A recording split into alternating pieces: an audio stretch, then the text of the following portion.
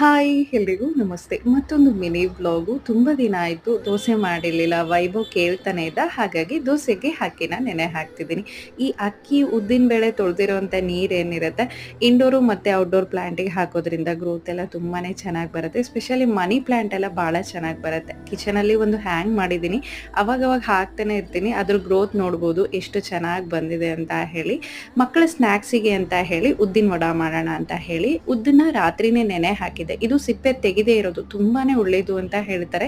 ಇದಕ್ಕೆ ಸ್ವಲ್ಪ ಕಡಲೆಬೇಳೆನೂ ಸೇರಿಸ್ಕೊಂಡಿದ್ದೀನಿ, ರುಚಿ ಇನ್ನೂ ಚೆನ್ನಾಗಿರುತ್ತೆ ಅಂತ ಹೇಳಿ. ಈವ್ನಿಂಗ್ ಟೈಮಲ್ಲಿ ಫಸ್ಟ್ ಬಂದ ತಕ್ಷಣ ಕೇಳೋದೇ ಏನಾದರೂ ಸ್ನ್ಯಾಕ್ಸ್ ಕೊಡಮ್ಮ ಅಂತ ಹೇಳಿ. ಇದನ್ನ ಒಂದು 4ರಿಂದ 5 ದಿನ ಸ್ಟೋರ್ ಮಾಡ್ಕೋಬೋದು. ತುಂಬಾನೇ ರುಚಿಯಾಗಿರುತ್ತೆ. ಹೊರಗಡೆ ಹೋದ್ರೆ ಏನಾದರೂ ಗಾಯ ಮಾಡ್ಕೊಂಡು ಬರ್ತಾನೆ, ಒಂದು 10 ನಿಮಿಷನೂ ಕೈ ಕಾಲು ಸುಮ್ಮನೆ ಕೂರಲ್ಲ. ಕಿಚನ್ಗೆ ಒಂದು ಹೊಸ ಪ್ರಾಡಕ್ಟ್ನ ತರಿಸಿದ್ದೀನಿ, ಇಂಡಸ್ ವ್ಯಾಲಿದು. ತುಂಬಾನೇ ಚೆನ್ನಾಗಿದೆ, ನಂಗಂತೂ ತುಂಬಾನೇ ಇಷ್ಟ ಆಯಿತು. Please subscribe. Thanks for watching.